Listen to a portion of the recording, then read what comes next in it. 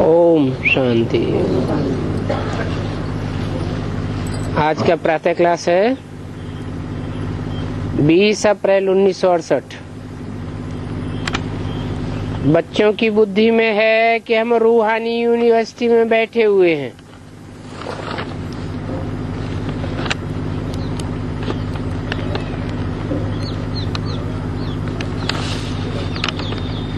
रूहानी यूनिवर्सिटी और जिस्मानी यूनिवर्सिटी।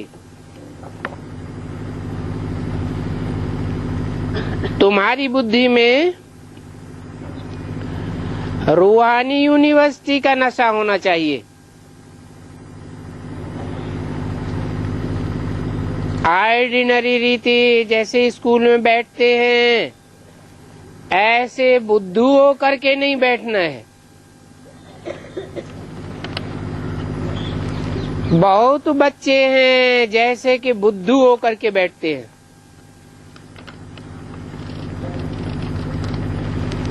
याद रहना चाहिए ये ऊंच ते ऊंच परमपिता परमात्मा की यूनिवर्सिटी है, कोई ऑर्डिनरी यूनिवर्सिटी नहीं है। और हम इसके स्टूडेंट हैं। वो फलक वो खून की होनी चाहिए और ये है गुप्त खुशी, गुप्त ज्ञान, क्योंकि यहाँ की हर एक बात गुप्त है। कईयों को यहाँ बैठे भी बाहर की गंदी ख्यालात आती रहती है।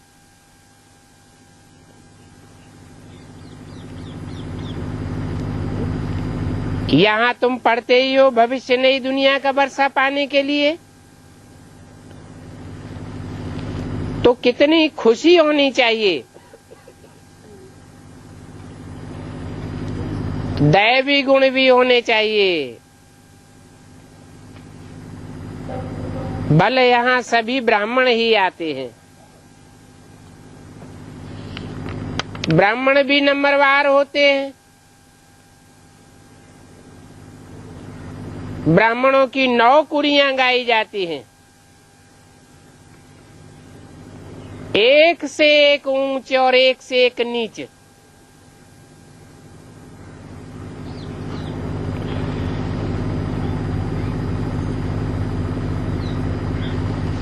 वहां की कीचड़ पट्टी से तुम निकल करके यहाँ आते हो, जैसे कि कचड़े से निकल करके यहाँ आते हो। कचड़े का टब होता है ना, तो ये पुरानी दुनिया भी कचड़े का एक बड़ा टब है। उस कचड़े के टब से निकल करके तुम यहाँ आए हो, तो तुमको तो अंदर में कितनी खुशी होनी चाहिए कि सारी दुनिया गंध में पड़ी हुई है। कहाँ ये कलयुगी गंध और कहाँ सतयुगी फुलवारी। कलयुग में तो एक दो को कांटे ही लगाते रहते हैं। कांटे कितना दुख देते हैं, गंध ही गंध करते रहते। तुमको तो फूल बनना है, तो अंदर में कितनी खुशी होनी चाहिए कि हम अभी फूल बनते हैं। तो देखो ये बाप का बगीचा भी है और बाप को बागवान कहा जाता है। वो कांटों को फूल बनाते हैं। ये तो समझ होनी चाहिए कि हम किस प्रकार के फूल बन रहे हैं। यहाँ बगीचा भी है, मुरली सुन करके फिर बगीचा में जाकर फूलों में अपनी भेंट करो कि हम कौन सा फूल हैं। हम कोई कौआ तो नहीं है।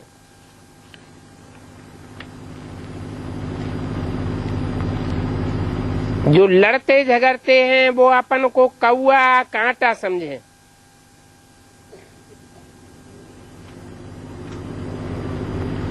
समझे कि हम फूल बनने लायक नहीं हैं, 100% नालायक हैं।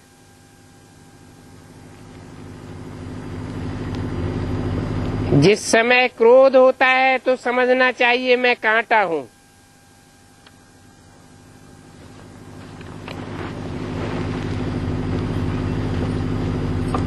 चांडाल बनने की शूटिंग कर रहा हूं। मेरे में भूत है,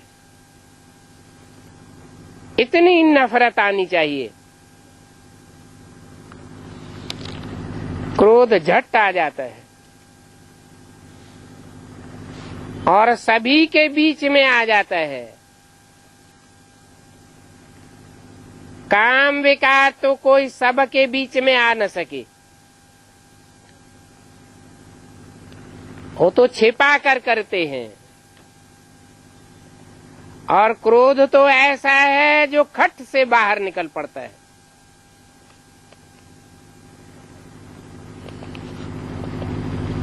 क्रोध करते हैं तो उसका असर सारा दिन अंदर में चलता है।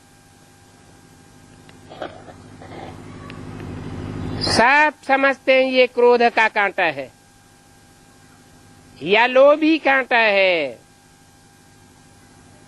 तो अपने से आप ही नफरत आनी चाहिए। परंतु नफरत आती नहीं है।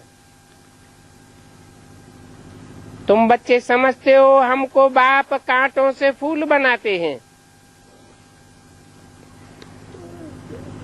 किसको गंध में देखते हैं तो समझते हैं ये क्या, हम तो आए हैं गंध से निकालने, फिर भी ये गंध में ही पड़े रहते हैं।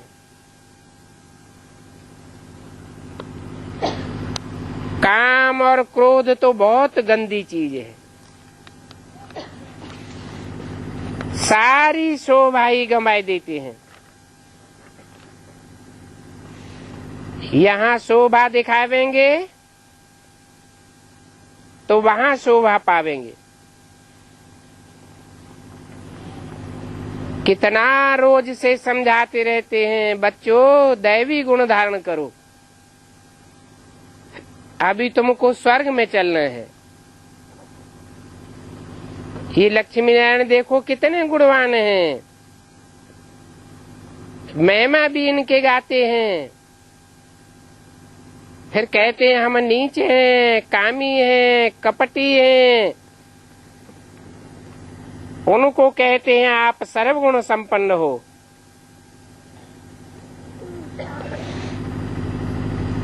तो अंदर में आना चाहिए। हम कहाँ गटर में पड़े रहते हैं। अभी बाप आए हमको गटर से निकालने के लिए, तो उससे निकलना चाहिए ना कि पड़े रहना चाहिए। भाषण में भी तुम ऐसे ऐसे समझा सकते हो। स्वर्ग है फूलों का बगीचा, नरक है कांटों का जंगल। कांटों के जंगल में आग लगती है, फूलों के बगीचे में कब आग लग न सके। क्यों आग नहीं लगती है? क्योंकि बगीचा पानी से सरसब्ज रहता है। ये भी बगीचा है, ज्ञान जल से सराबोर रहना चाहिए। ओ दुनिया तो है वैश्यालय। शिवालय और वैश्यालय की भेंट तो एक्यूरेट है। शिव बाबा स्वर्ग स्थापन करते हैं।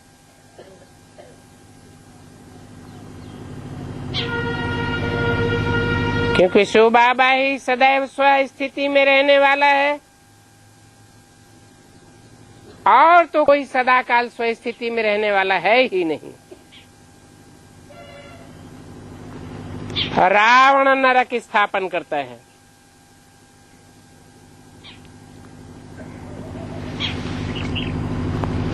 अनेक नरों की बुद्धि मिलकर के रावण बनती है। रावण को कितने शीश दिखाए जाते हैं? 10 शीश दिखाए जाते हैं। तो देखना चाहिए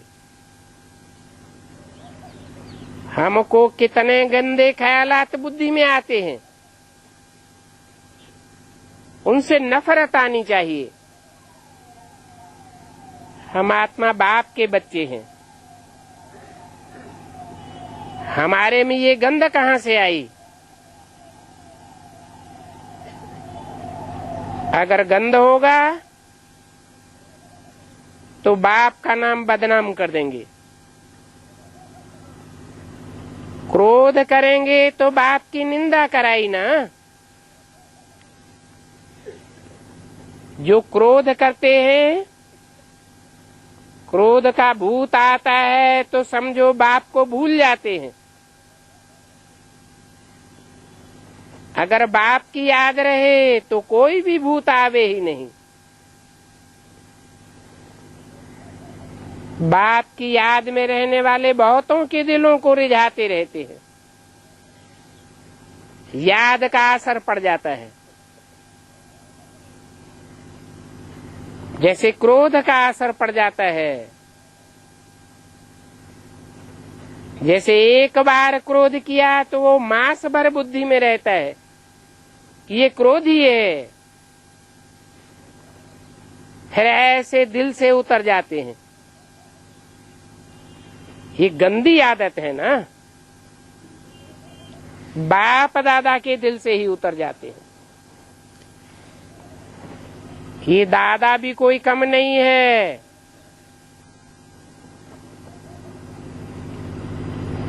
विश्व का मालिक बनते हैं तो इनमें भी जरूर खूबियां होंगी, परंतु कोई की तकदीर में नहीं है तो तदबीर करते नहीं है।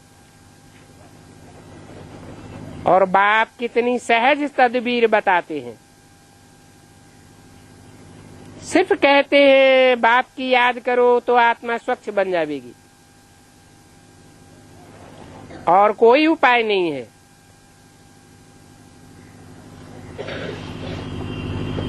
नहीं तो देखो इन महर्षियों में, साधु सन्यासी महात्माओं में कितने फंसे हुए हैं, परंतु इनमें राज ऋषि तो कोई है ही नहीं। क्योंकि राजयोग सिखलाने वाला तो एक ही बाप है।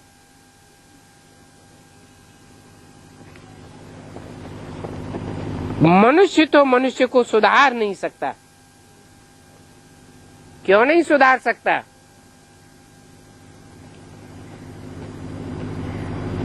क्योंकि मनुष्य का आ ही जाता है मन के मनन चिंतन करने वाले को। जिसका मन चंचल होता है वो दूसरों को कैसे सुधारेगा? एक बाप ही है जो सदा मन रहने वाला है। मन की चंचलता की बात ही नहीं। इसलिए बाप कहते हैं मनुष्य मनुष्य को सुधार नहीं सकता, और बाप आकर सभी को सुधार देते हैं।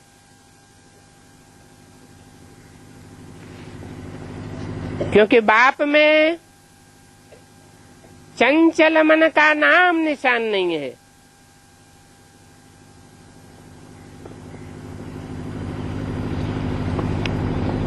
जो बिल्कुल अच्छी रीति सुधर जाते हैं वो ही पहले पहले आते हैं।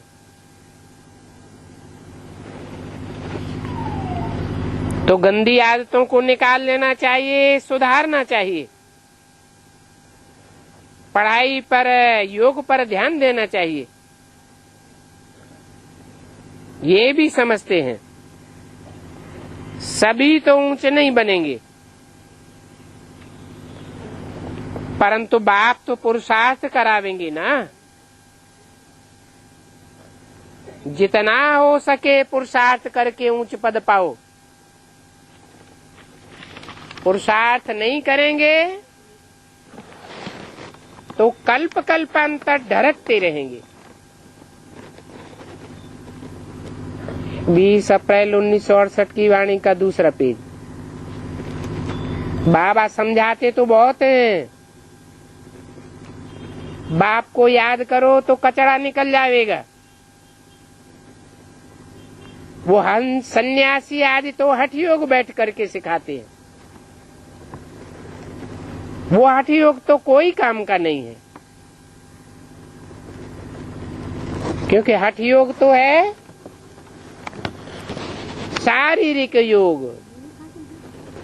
शरीर की कर्मेंद्रियों को हठ पूर्वक कंट्रोल करना चाहते हैं।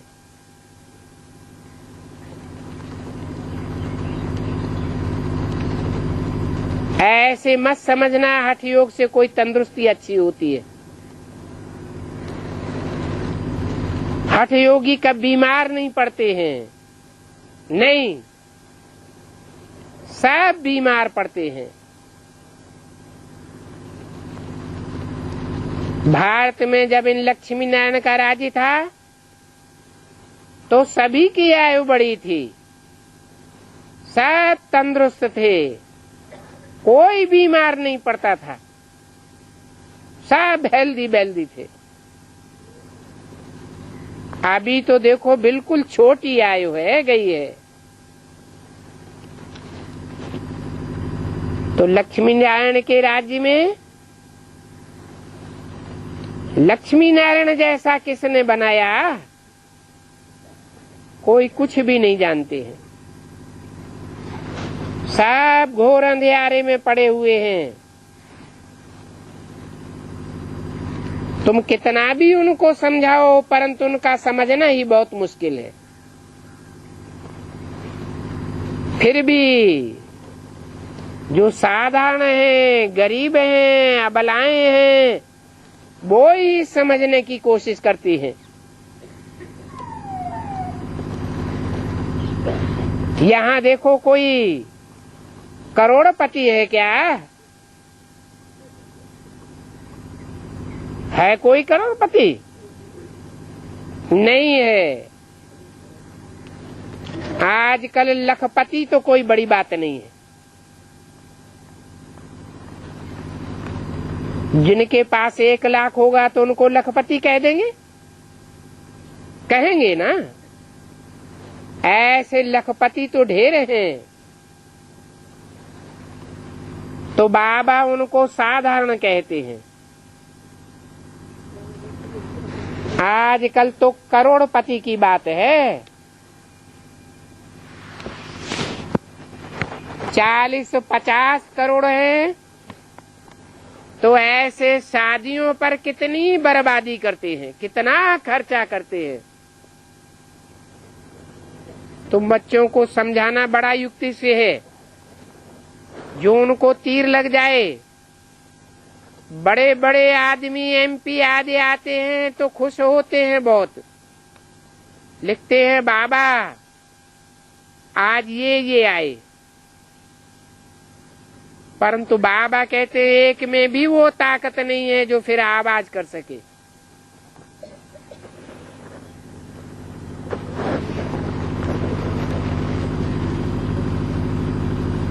माना जो ब्राह्मण समझते हैं कि बड़े बड़े आदमी आए, करोड़पति आए, बड़े बड़े MP आए, मिनिस्टर आए, प्राइम मिनिस्टर आए तो बाबा का नाम बाला कर देंगे। नहीं, बाबा का नाम बाला करने वाले माला के मण के बनने वाले बच्चे होंगे या बाहर की दुनिया के बड़े आदमी होंगे। बाप कहते हैं उनमें एक में भी वो ताकत नहीं है जो आवाज कर सके। विश्व में शांति तो तुम ब्रह्मा कुमार कुमारियों के बिना कोई करा ही नहीं सकता। दुनिया तो ये बातें जानती ही नहीं है। बल तुम समझाते हो परंतु पूरा समझते नहीं है। यथा योग पूरा समझ करके जाते नहीं है। ऊंचते ऊंचे है भगवान तो जरूर ऊंचते ऊंच उनका वर्षा होगा। इन लक्ष्मी नारायण को ये स्वर्ग का वर्षा किसने दिया? ये लक्ष्मी नारायण कहाँ के रहवासी हैं? ये भी बहुतों को पता नहीं है।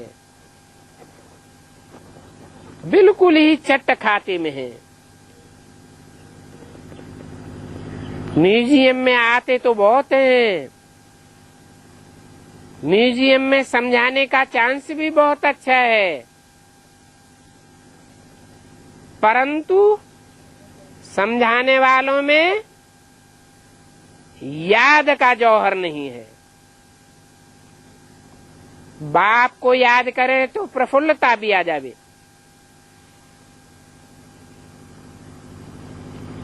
खुशी आ जावे कि हम किसकी संतान हैं। कितने बच्चे हैं जो कायदे सिर पढ़ते ही नहीं है, बाप से योग ही नहीं है। तो बाप भी कहते हैं परिपूर्ण तो कोई नहीं बना है, सब नंबरवार हैं। बच्चों को एकांत में बैठ करके बाप को याद करना चाहिए। बुद्धि में आना चाहिए ऐसे ऊंचे ऊंचे बाप से हम क्यों न स्वर्ग का वर्षा पावे। इतनी बड़ी दुनिया में हम ही सबसे जास्ती पतित बने, फिर हमको ही सबसे जास्ती पावन बनना है। ये बात अच्छी रीति याद करनी है कि हम भारतवासी सबसे जास्ती पतित बनते हैं और हमको ही बाप आकर सबसे जास्ती पावन बनाते हैं। बाप हर प्रकार की राय देते हैं कि ऐसे ऐसे करो। जैसे क्वीन विक्टोरिया का वजीर कितना चतुर था, रोड लाइट पर पढ़ पढ़ करके कितना ऊंचा पद पाई लिया।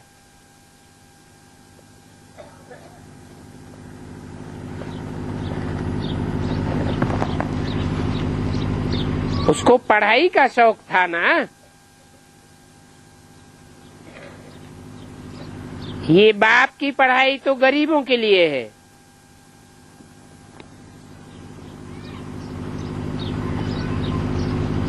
क्वीन विक्टोरिया का वजीर भी पहले कितना गरीब था।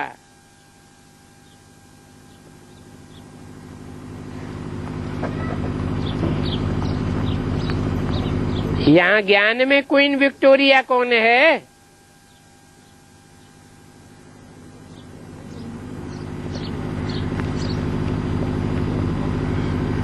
जिसके लिए अव्यक्त वाणी में बोला है, भारत माता शिव शक्ति अवतार अंत का यही नारा है। अंत में वो शक्ति निकलती है तो तुम बच्चों की विजय हो जाती है।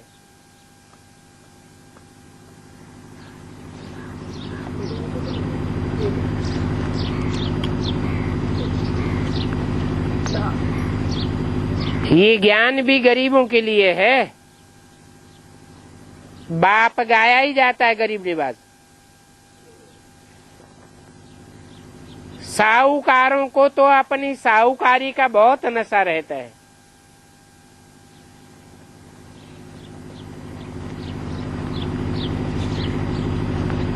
तो कभी ये स्वप्न में ख्याल नहीं करना चाहिए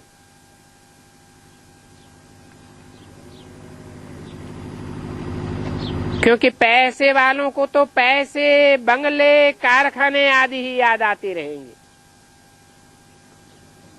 क्या कारण है?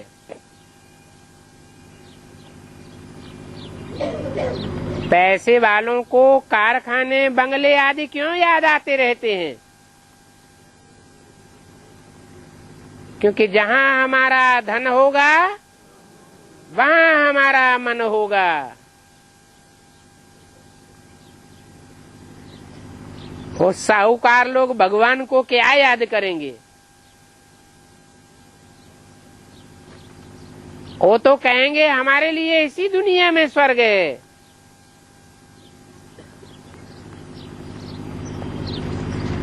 समझेंगे कि बाप ने तो स्वर्ग की स्थापना की ही नहीं है।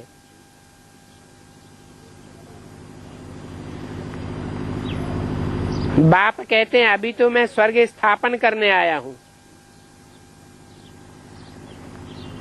तो बाप को याद करो,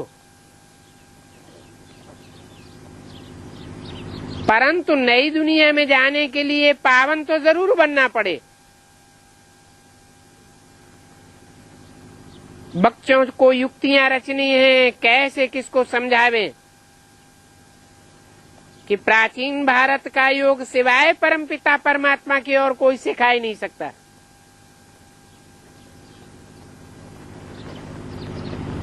वो सदा शिव है, सदैव योग युक्त है।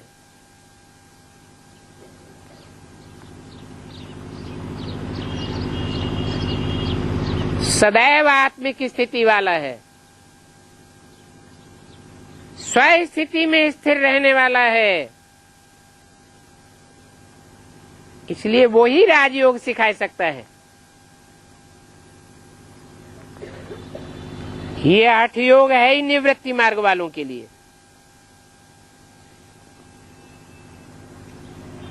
बाप समझाते रहते हैं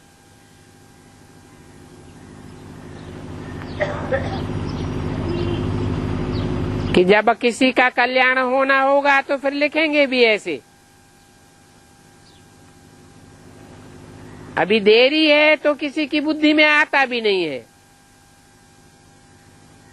तुम्हारी तो ईश्वरीय मिशन है,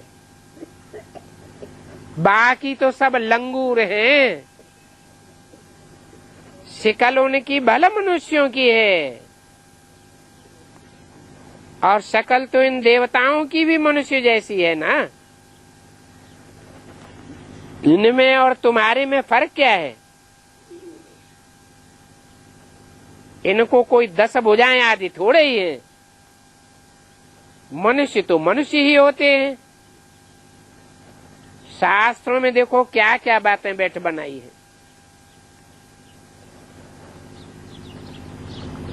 इतना बड़ा दिलवाड़ा मंदिर, कितनी बड़ी इसकी कमेटी बनी हुई है, परंतु वो कमेटी वाले जरा भी अर्थ को नहीं जानते। तार टारियां छोटे छोटे निकलते ही रहते हैं। कितने प्रकार के मतांतर निकलते हैं। जिसको जो आता है सो कह देते हैं। ये झाड़ का मिसाल भी कितना अच्छा है। नए नए पत्ते निकलते रहते हैं तो उनका कितना शो हो जाता है। परंतु देखो अंधश्रद्धा कितनी है, रात दिन का फर्क हो जाता है। कोई तो ऐसे हैं जो कुछ भी नहीं जानते हैं। तो बाप कहते हैं सिर्फ अपन को आत्मा समझो, बाप को याद करो तो तुम्हारे पाप कट जावेंगे। दैवी गुण धारण करो तो तुम भी ऐसे लक्ष्मी नारायण जैसे बन जावेंगे। ढिंडोरा पिटवाते रहो। ढिंडोरा किस्म किस्म के पीटते हैं ना। अगर कोई को देहभान न हो तो ढोल भी गले में डाल दे और सभी को बताता जावे कि बाप आया हुआ है। बाप कहते हैं मुझे याद करो तो तुम पतित से पावन बन जावेंगे। यही घर घर में संदेश देना है। बाप बताते हैं सबको कट चढ़ी हुई है। ये सारी दुनिया ही पतित तमो प्रधान है।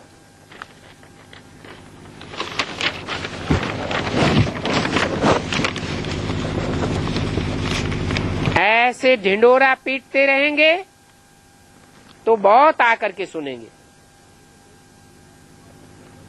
20 अप्रैल 1968 की वाणी का 3रा पेज। परंतु कोई में देह अभिमान न हो तो ऐसा कर सकते हैं।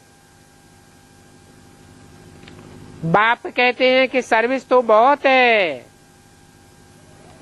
घर घर में बाप का पैगाम पहुंचाना है। बाप तो सभी को मैसेज देने आए हैं। कितनों को मैसेज देने आए हैं? 500-700 करोड़ मनुष्यों की इस दुनिया में एक भी मनुष्य आत्मा ऐसी नहीं रह जाएगी जिसको बाप का संदेश न मिले। परंतु कितने साल हो गए हैं? 70 साल से ऊपर हो गए। और कितने % को संदेश मिला है?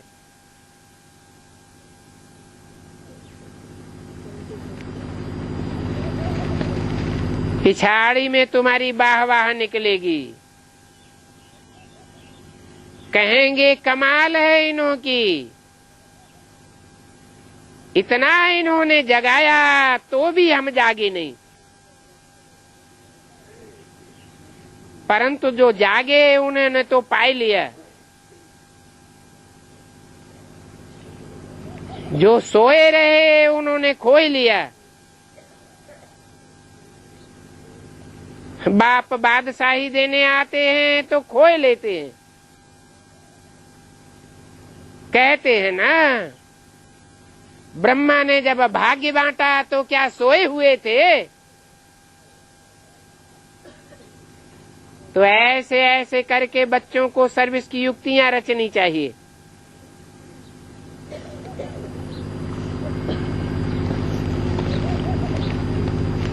दिल्ली के निगम बच्चे ने छुट्टी ली है, नेपाल में जाकर के सर्विस करे।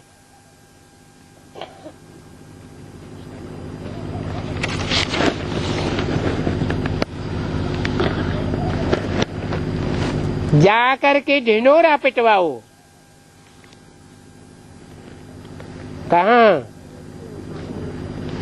है? क्यों? नेपाल में क्या खास बात है? पाकिस्तान में नहीं है?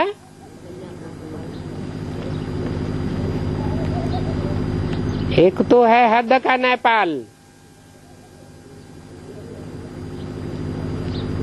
जो ऊंचे पहाड़ों पर बसा हुआ है। एक है बेहद का नेपाल, अर्थात नई दुनिया के पालने वालों की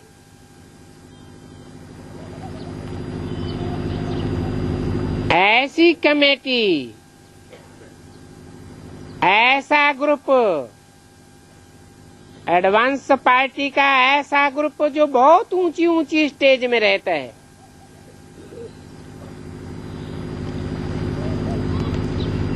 और सारी ही नई दुनिया जो तैयार होने वाली है, उस नई दुनिया के संगठन की पालना करता है।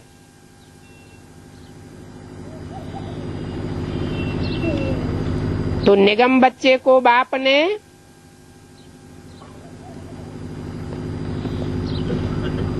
खास बोला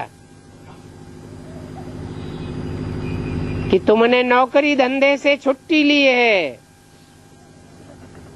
तो जा करके उस नेपाल में सेवा करो, ढिंडोरा पिटवाओ, बाप आया हुआ है। कोई भी प्रजा वर्ग में रहने वाली आत्मा छूट न जावे।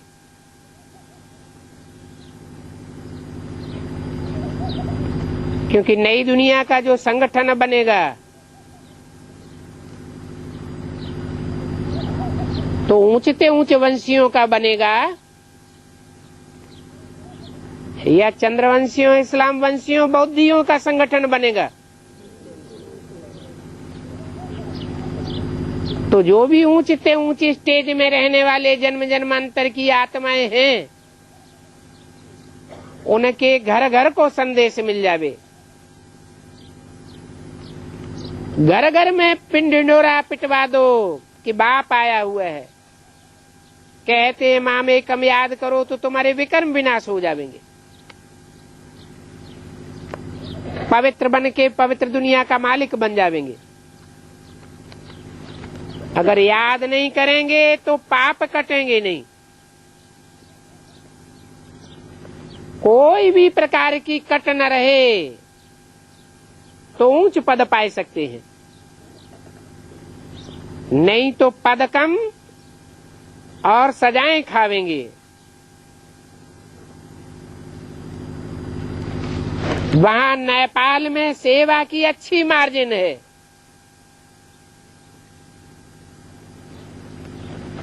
रेगजीन वाले चित्र बहुत अच्छे हैं।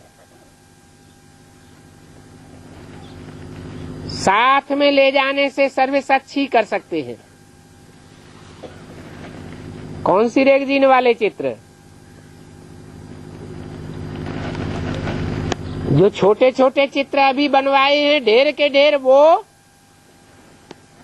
या मम्मा बाबा के जमाने से जो नए चित्र बने हुए हैं साक्षात्कार से, उनकी बात बताई। 68 की वाणी है। ये ढेर के ढेर चित्र तो बाद के बने हुए हैं। तो ये रेगजीन वाले चित्र बहुत अच्छे हैं, साथ में ले जाने से सर्विस कर सकते हैं। चित्र ऐसी अच्छी रीति बनानी चाहिए जो रख रखाव में खराब भी न हो। ये चित्र बहुत अच्छी चीजें हैं। बाकी ये मॉडल खिलौने आदि जो बनाते हैं वो कोई काम के नहीं। ये तो जैसे कि छोटे बच्चों के खिलौने हैं। बड़े बड़े आदमियों के बड़े बड़े चित्र होते हैं, हजारों वर्ष चलते हैं, उनकी बड़ी वैल्यू होती है। चित्रों का कपड़ा अच्छा होने से चित्र खराब नहीं हो सकते हैं।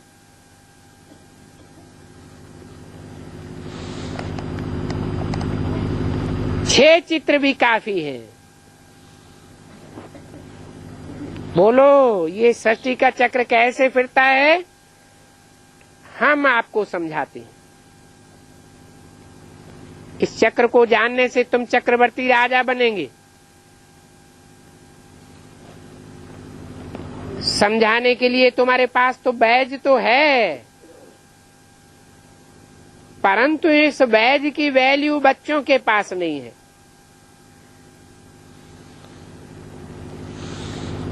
किस बैज की वैल्यू? आजकल का बैज नहीं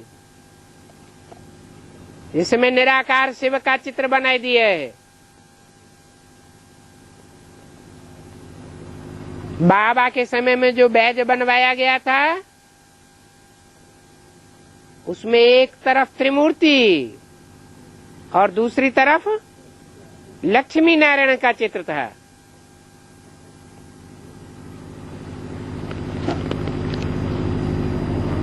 इस चित्र पर तुम समझाते रहो तो कमाई बहुत होगी।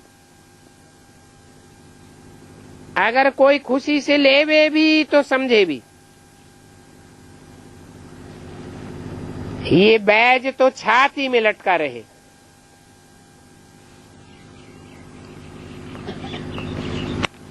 ये शिव बाबा इस ब्रह्मा द्वारा ये वर्षा देते हैं।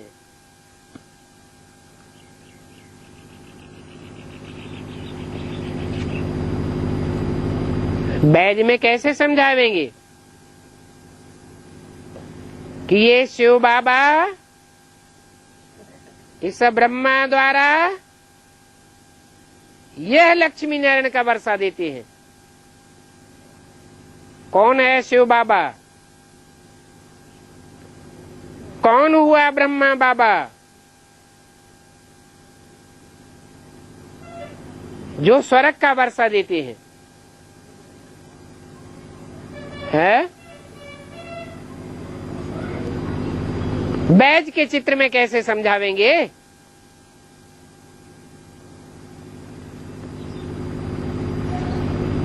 वो ब्रह्मा बाबा तो शरीर छोड़ गए, उनके द्वारा वर्षा मिलने की बात ही खत्म हो गई। तो क्या बाबा की वाणी झूठी है? जरूर है कि इसमें कोई राज है जो मुरली में बता दिया है कि ये मम्मा बाबा भी तुम्हारे कोई असली मम्मा बाबा नहीं है।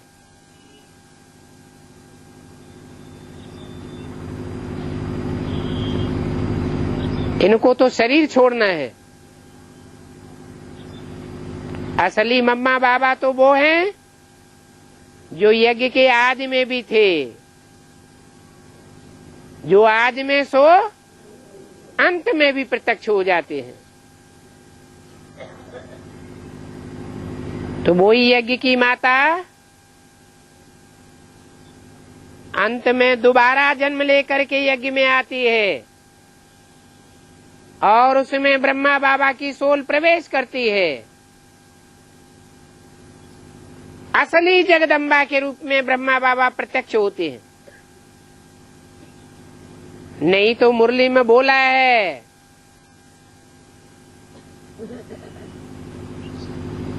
वास्तव में ये ब्रह्मा है तुम्हारी जगदम्बा, परंतु तन पुरुष का है। तो तन पुरुष का है तो जगत की अम्बा कैसे कहेंगे? इसलिए ओम राधे को निमित्त बनाई दिया था।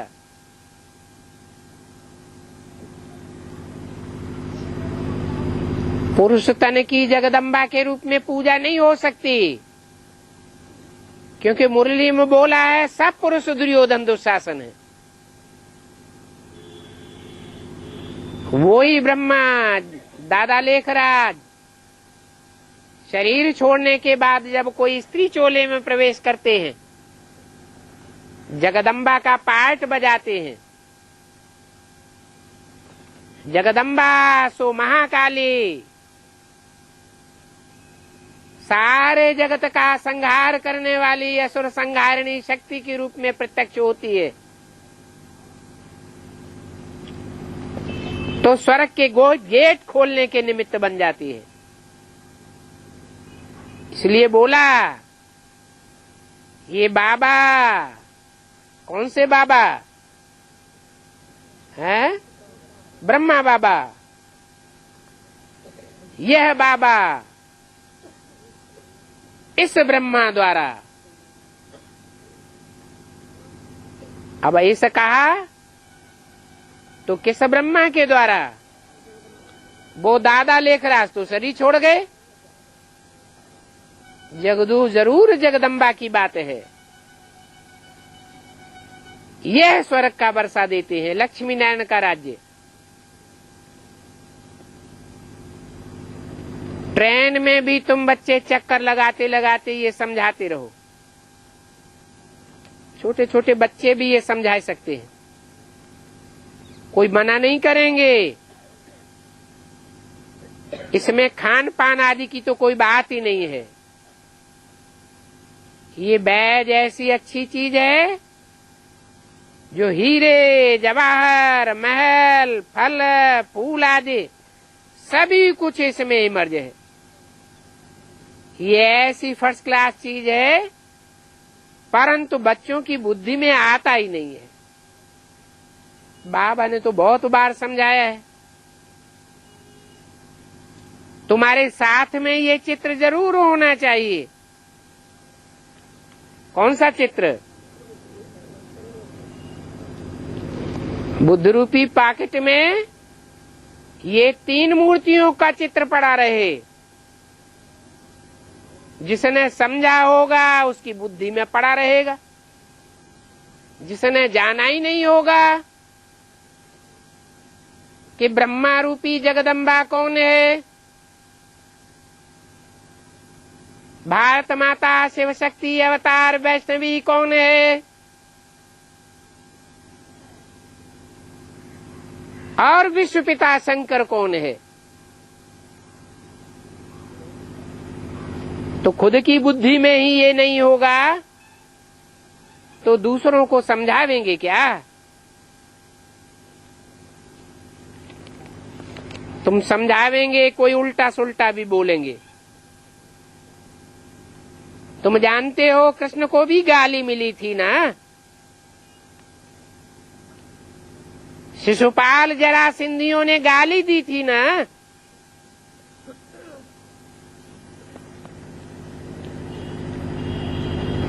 अभी भी ऐसे हैं, कहते हैं ये तो उल्टी सीधी बातें करके भगाते हैं, यह करते हैं। अरे जिनको भगाते थे उनको भी पटरानी बनाते थे।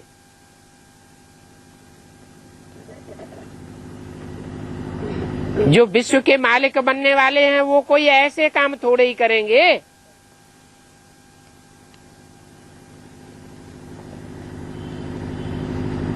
शास्त्रों में तो ऐसी ऐसी बातें लिखी हुई हैं जो शास्त्र सभी समुद्र में फेंक देने चाहिए।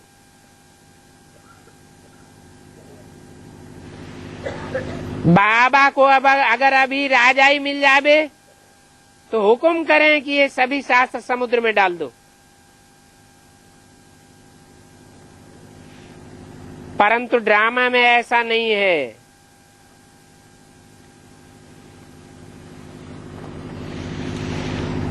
अरे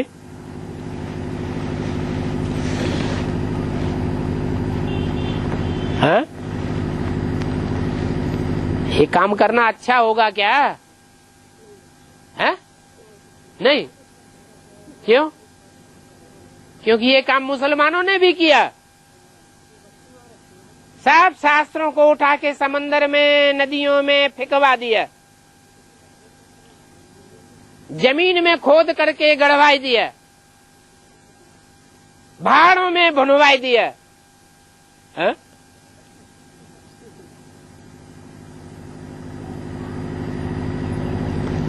तो मुसलमानों ने अच्छा किया या बुरा किया? बुरा किया। दुनिया की दुर्गति कैसे हुई है? इन मनुष्यों के लिखे हुए शास्त्रों से ही दुर्गति हुई।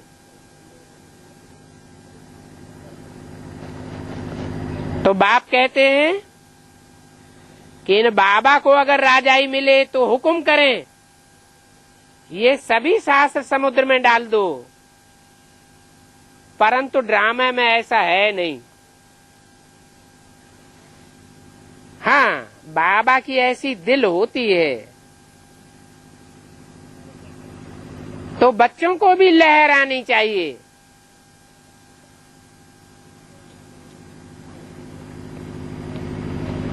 किसी का दिल करे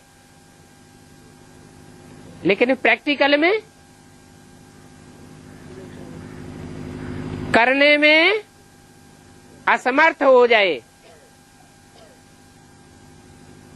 तो क्या कहेंगे कि दिल तो बहुत है परंतु ड्रामा में ऐसा नूद नहीं है। मजबूरी का नाम महात्मा गांधी।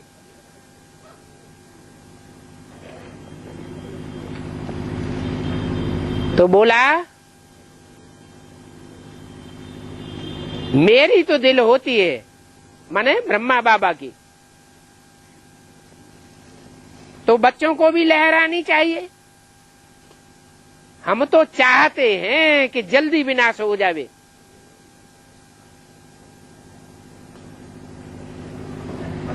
लेकिन चाहने में और करने में बहुत फर्क पड़ जाता है। फिर कहते हैं अभी तो बाबा हमारे साथ है, अभी हम बाबा को छोड़ेंगे, विनाश हो जाएगा, तो बाबा 5000 साल बाद मिलेंगे। ऐसे बाबा को हम कैसे छोड़ें? बाबा से तो हम पढ़ते ही रहे, क्योंकि ये है ब्राह्मणों का ऊंचे से ऊंचे जन्म। परंतु जिनका बाप से भी लब हो ना, ऐसा बाप जो हमको राजाई दे रहा है, फिर तो हम उनसे मिलेंगे नहीं। परंतु गंगा पर रहने वालों को इतना कदर नहीं होता है। गंगा के किनारे ही कचरा आदि डालते रहते हैं। जो बाहर से आते हैं गंगा स्नान करने, वो कितना महत्व रखते हैं। यहाँ भी देखो, जो बाहर से आने वाले हैं वो कुर्बान जाते हैं। योग बल नहीं है तो कुछ भी समझते नहीं है। आते भी बहुत हैं, लिखते भी हैं, ऐसे ऐसे समझाया, बहुत अच्छा समझाया, अच्छा समझा भी। बाबा समझाते हैं, सुना है, ऐसे सुना है जैसे कि सुना ही नहीं, जरा भी समझा नहीं। बाप कोई नहीं जाना। अगर कुछ समझे तो जरूर ऐसे बाप से कनेक्शन करे। समझने वाले की, निश्चय बुद्धि वाले की निशानी क्या है?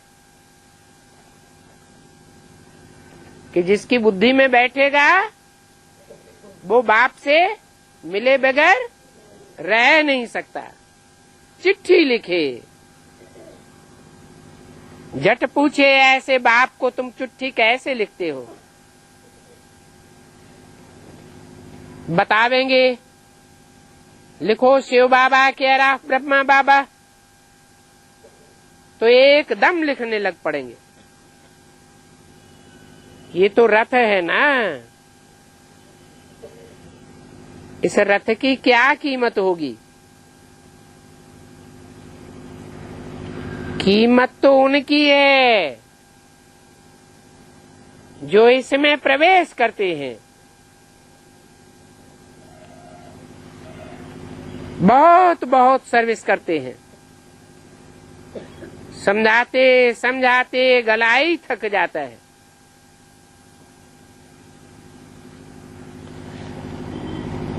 परंतु योग नहीं है तो तीर लगता नहीं है। उसको भी ड्रामा कहेंगे। बाप को जान लिया तो फिर मिलने बगैर रह नहीं सकता।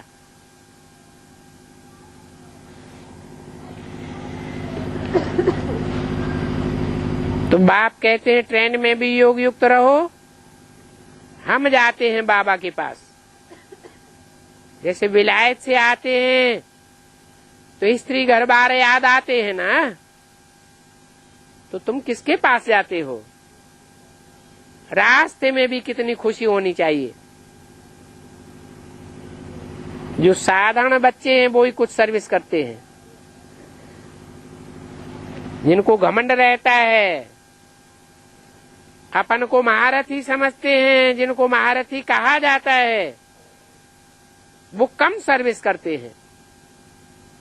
बाप तो सागर है। देखते हैं बच्चे फॉलो कर रहे हैं, ज्ञान की लहरें इनमें उठती रहती हैं, तो देख करके खुश होते हैं। ये तो बहुत अच्छा सपूत बच्चा है। सवेरे की याद की यात्रा में बहुत फायदा है। याद तो वैसे उठते बैठते भी करनी है। अगर तुम सर्विस करते हो तो तुम जैसे याद की यात्रा पर हो। अच्छा, ओम शांति।